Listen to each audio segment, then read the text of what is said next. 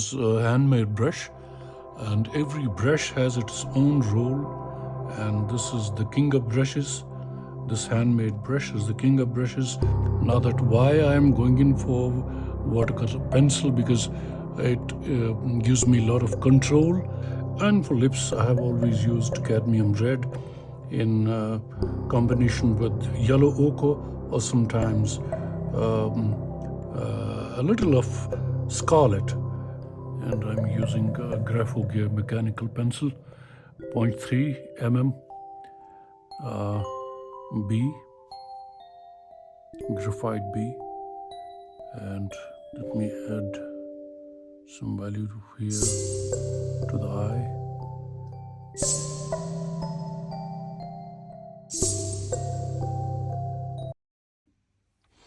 Hello and welcome back to yet another session of portrait making, and as you see, my basic sketch is ready. But before I go into painting this sketch, the outline, I would like to lift off this extra graphite from the outline, because I don't want it to interfere with the pigment I am going to apply. I just want to have a faint idea where the lines will be, where the eye will be, where the nose will be, where the lips will be, and steadily I'll go for that. And as it is, in the first instance, I'll be going in for face, the basic wash, and for the hair, the basic wash, leaving lips, and of course, the inner part of eyes as it is. And for hair, I'm liking to go for some gray color.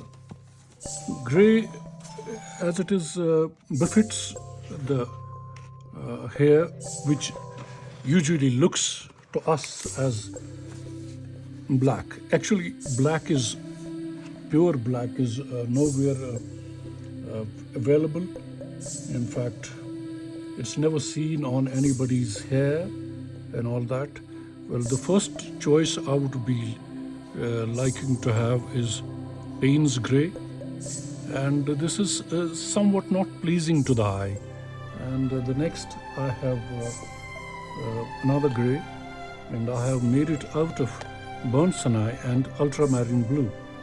And the ultramarine blue being a little dominant, and I'll be mixing it very well and having a light wash as it is. This is the light wash, and this is the test paper, the test check for the pigment, and this is somewhat better than this gray, Payne's gray, because this has a flair of a touch of blue in it, and a little of purple in it.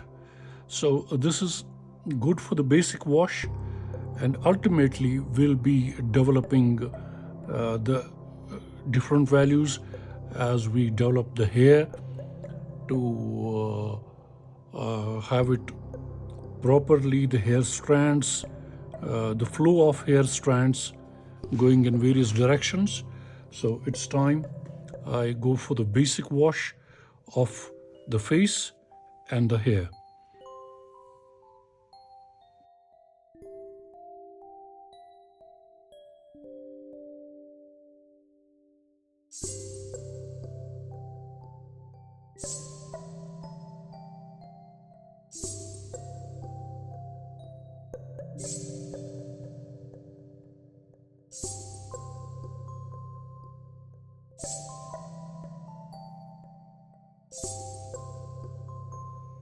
Now, since my first wash is dry, the wash I have given on the face, I can go in for the for application of the first wash on hair.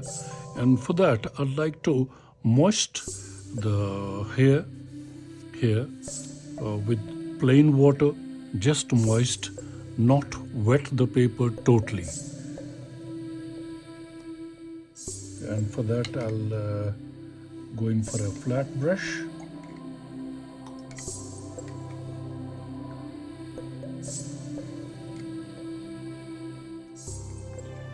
And just do moistening the paper very lightly. In fact,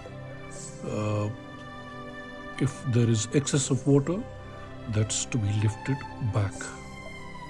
So here I go about it, and here I go.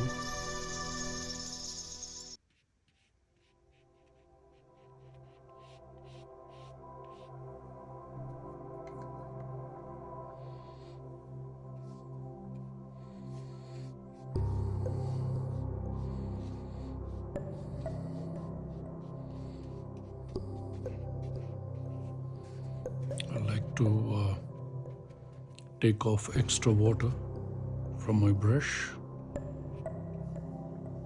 Yes, this is it. This is the paper towel I have here, and I'm done.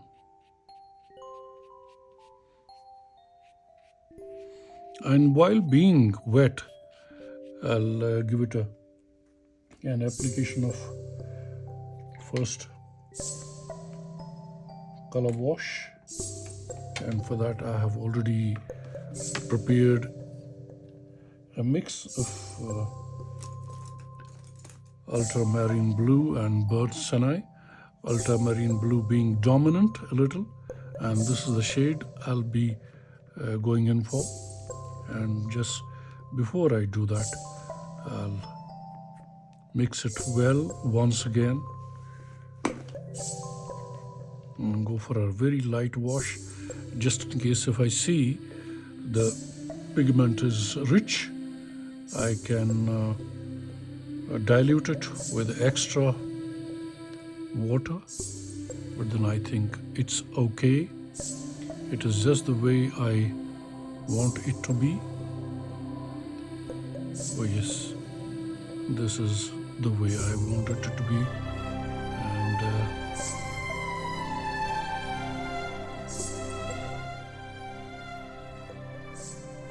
very careful for these places. And if we apply water, then the thing is that the paint spreads evenly itself and gives a very nice texture. See the thing here, and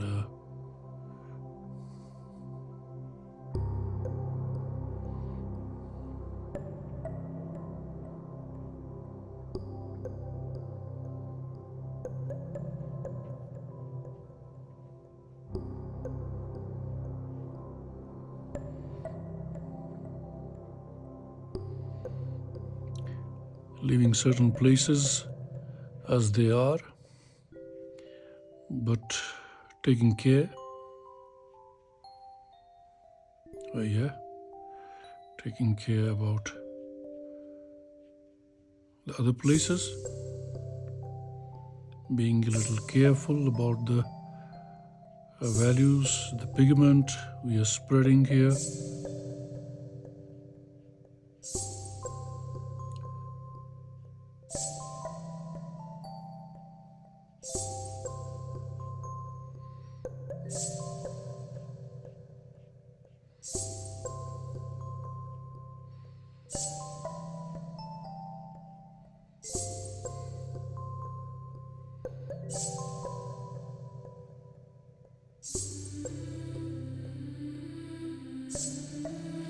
And it's always prudent to anchor your hand with your little finger, pinky, on the surface of, and it will give steadiness, and it can guide you and control your hand in a nice position.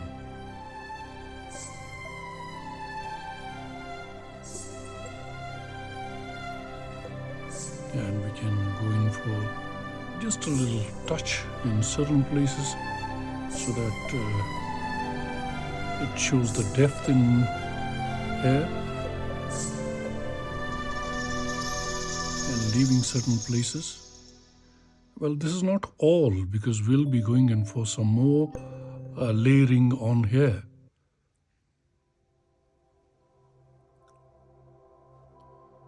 Yes, we can do a little touching here.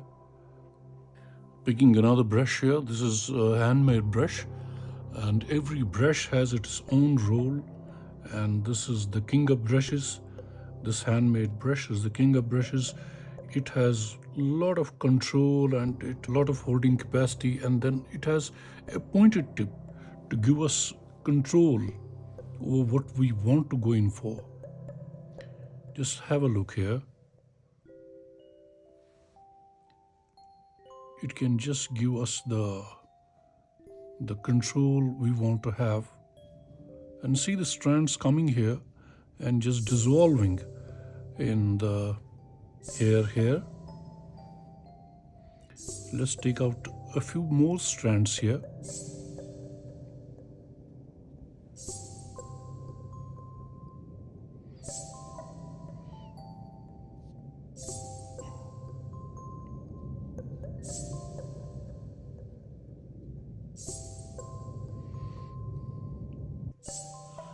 And now for this next wash, I'll be going in with these 3 flat brushes. As you see it, the bigger one will be used for wetting the surface, and then of course these two will be used for applying pigment, very light pigment in the places where I need it, where I want it, in these places where I want values to be enhanced.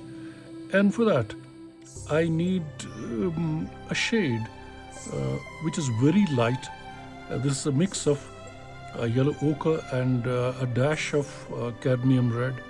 And why I have chosen a flat surface, because I don't want a lot of pigment to come on my brush which can spoil my portrait. I have to be very cautious, and I have to be very vigilant in applying this wash to enhance the values and make the projections of face a bit visible. So, but the first step would be to apply some water so that the paint spreads homogeneously. So here I go with the first place.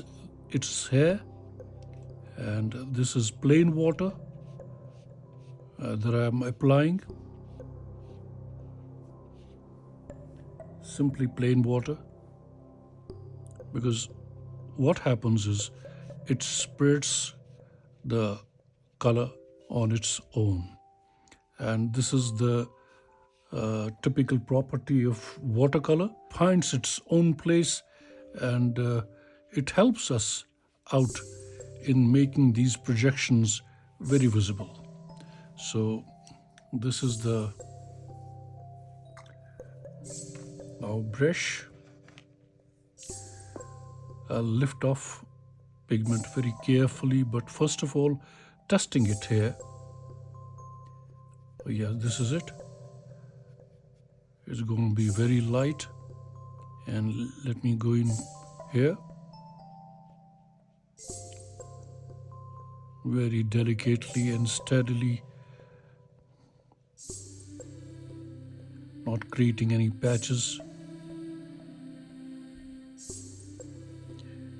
giving it a very good thought not to spoil it, and trying to give a dip in the temple here. And this is the place. Of course, it needs a little more brushing afterwards, but primarily we can start with this thing. And of course, we have to merge and watch out for hard edges, that there be no hard edges. For example, this hard edge here, simply apply plain water and try to merge it with the previous pigment which has been spread, which is almost dry, And here I go again.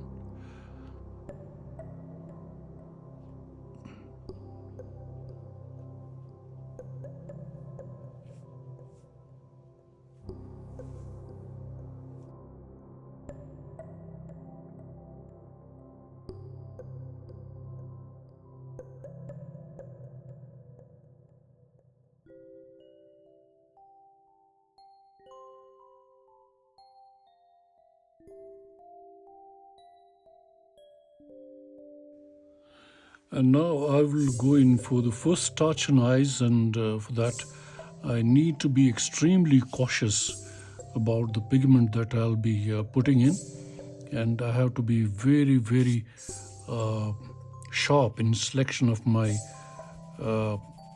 color. And this is cerulean blue, and this I'll be going in for eyes, particularly the iris part of it. And I have got to be very cautious not to go in for in such a way that it spills over. Now that why I am going in for watercolor pencil, because it gives me a lot of control, and there's a pointed tip in the pencil, and I can use it dry, and I can wet the pigment after I'm done with it.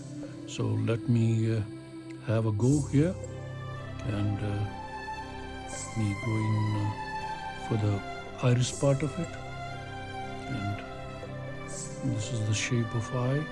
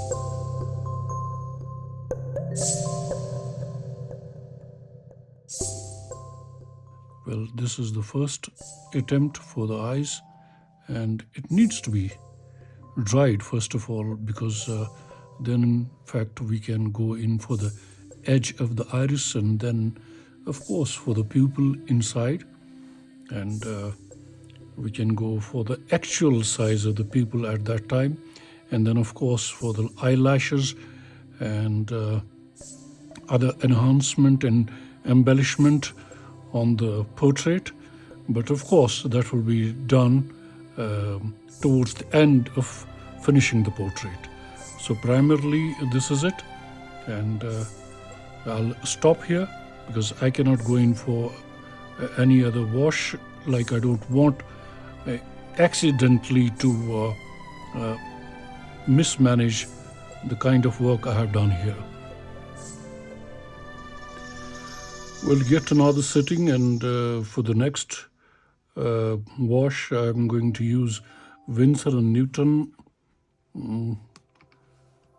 colors, and these are in the pans. Whether we use pans or tubes, it's one of the same thing, and because they supply the same material in pans and of course in tubes, the pigment being very rich.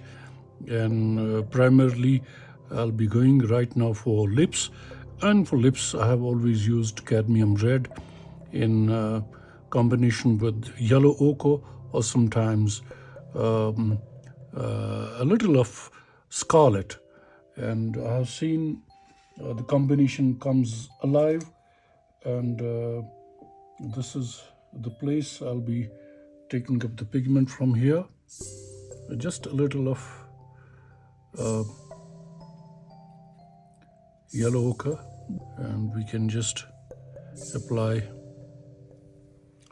a little of scarlet even, but let's try for cadmium red first of all, and go for the lips and see how it comes.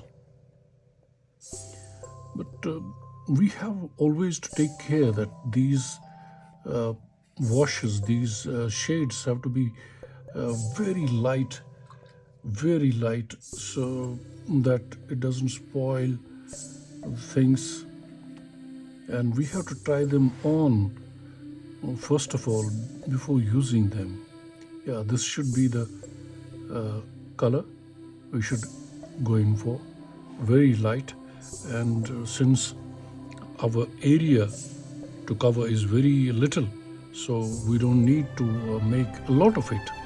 We can just do it with this bit of quantity which is available here.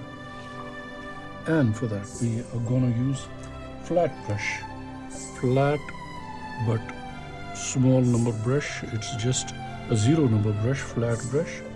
And the idea of picking it up from a flat surface is that we'll be picking up very little of it, and go very cautiously over the lips.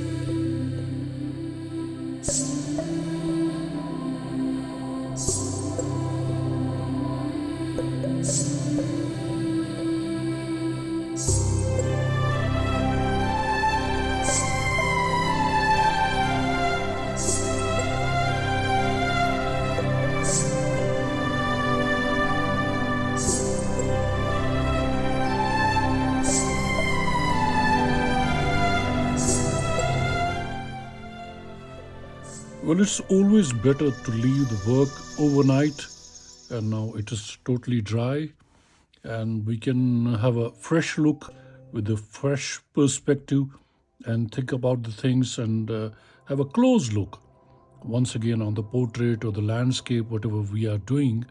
And it's a time uh, to fill in the blanks. In fact, check the values, uh, check the depth, check the length and breadth of things. And what I find is that I have to do some work on the brows.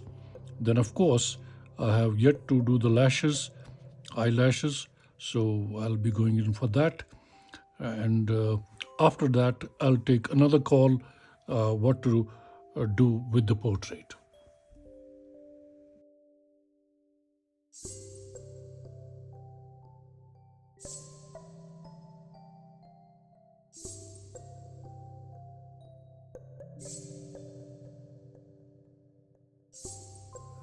Well, it's time to add some value to eyes, and first of all, some value to eyelashes, very delicately and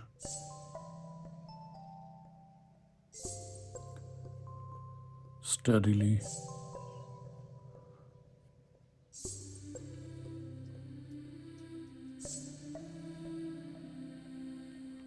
In certain places, only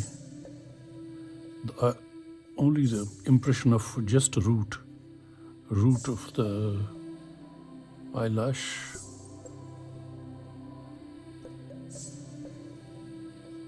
And what I can observe on the reference pic showing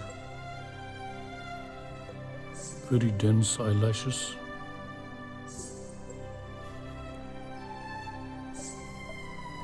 And some adding value here,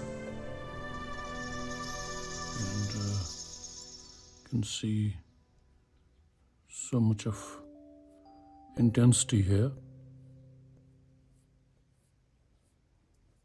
I can do that.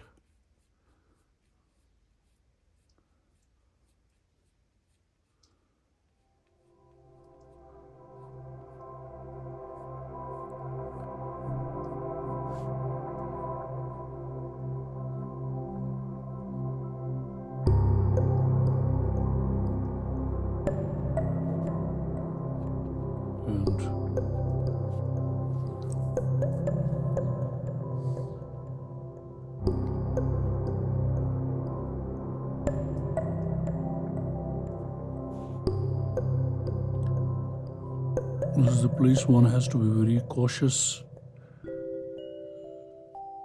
not to overdo the things. And now I can go in for the crease here, the upper lid crease. Just an impression here also.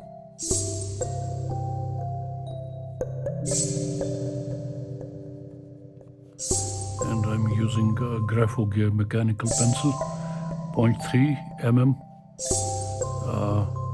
B, graphite B, and let me add some value here to the eye.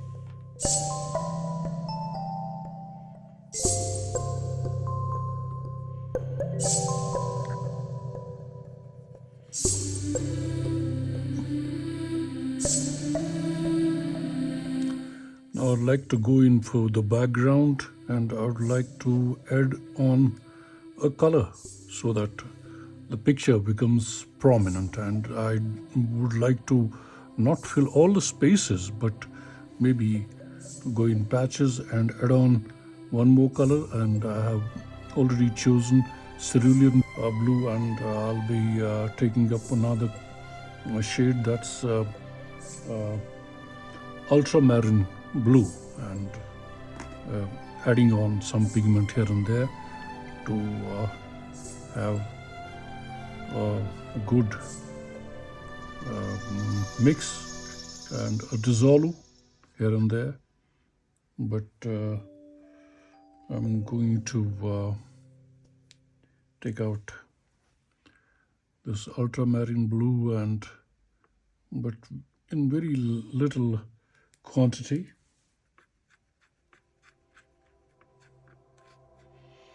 And this is it.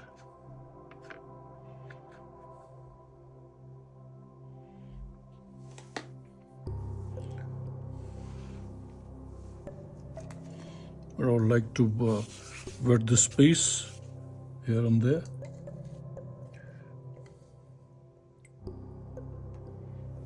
Being very careful not to mess with hair or any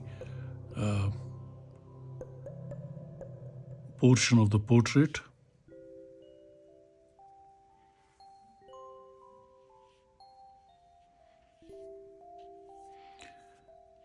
Adding adequate amount of water.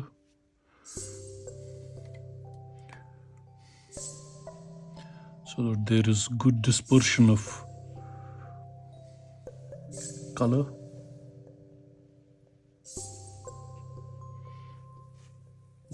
There's a mistake. The color didn't have, the water didn't have to go here. I dry it up.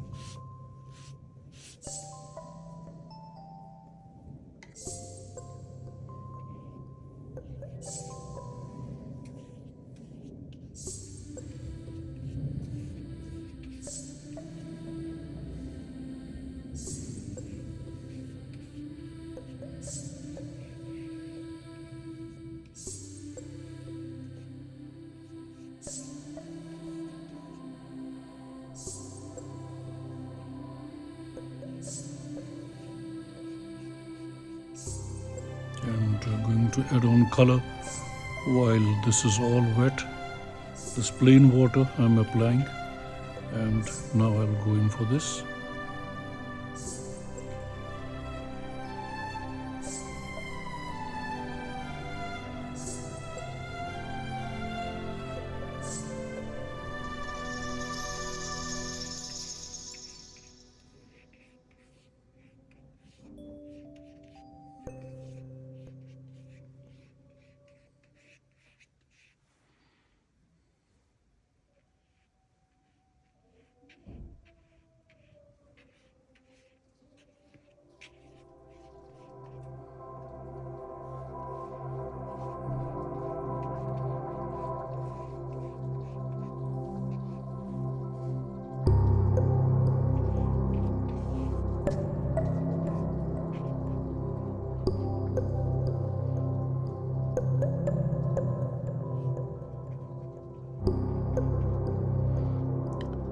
Just a dash of ultramarine blue.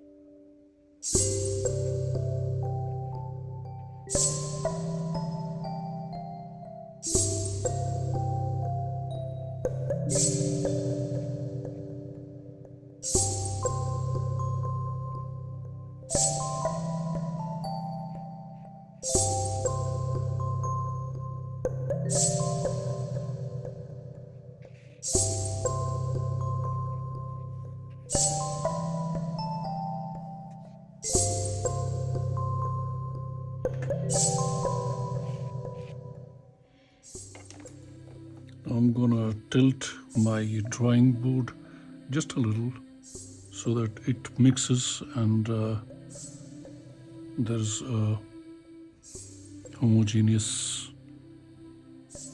interposition, and it bleeds into each other.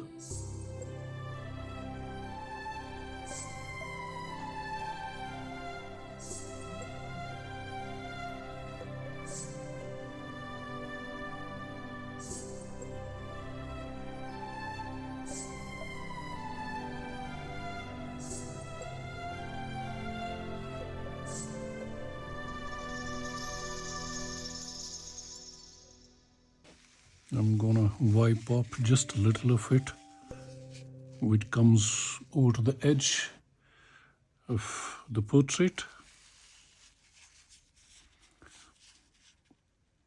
Just a little touch.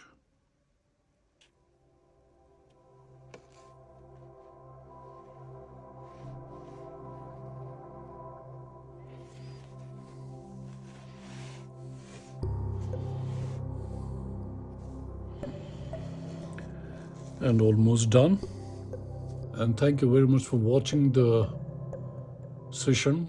And this is the color palette, which I'll be doing some analysis. And now let's have a look at the color palette as it is. And what we see is hardly any material or pigment has been used. We can easily see the white of the paper beneath.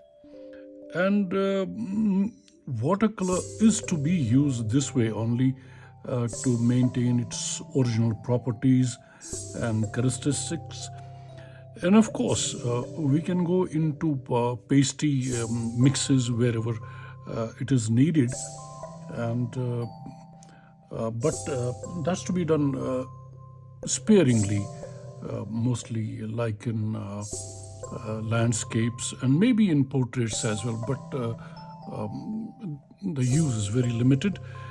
And this is the thing which is not prominent, which does not come prominent in gouache, acrylic colors, or oil colors, because they have their own properties, and they have the longevity to stand hundreds of years and all that.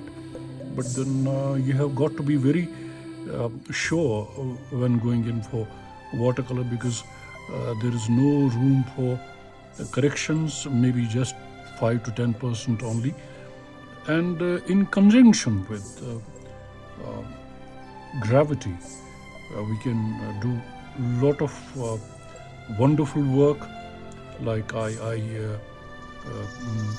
used gravity by tilting the board, and these colors like cerulean blue and ultramarine blue bleeding into each other and creating some different texture. And what we need is actually, while we are going for watercolor, is some practice and some patience. So I hope you enjoyed the session. Have a wonderful time, and thank you very much for watching the video.